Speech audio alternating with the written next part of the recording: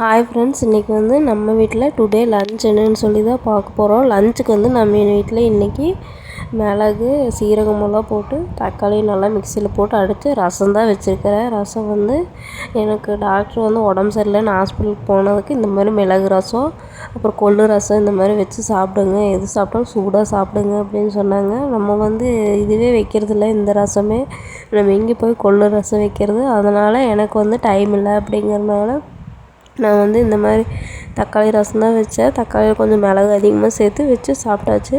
நீங்கள் உங்கள் வீட்டில் என்ன லஞ்சுங்கிறத மறக்காமல் கமெண்ட்டில் சொல்லுங்கள். நான் இன்றைக்கி இதுதான் எங்கள் வீட்டில் லஞ்சு. அப்புறம் நீங்களும் உடம்பு சரியில்லைன்னா இந்த மாதிரி மிளகு ரசம் கொள்ளு ரசமெல்லாம் எடுத்துக்கோங்க. உங்களுக்கு டைம் இருந்தால் செஞ்சு பாருங்கள், செஞ்சு சாப்பிட்டு பாருங்கள், உடம்புக்கு நல்லதாம்மா. ஏன்னா அதுதான் சாப்பிட சொன்னாங்க, நானும் அதுதான் சாப்பிட்டேன்.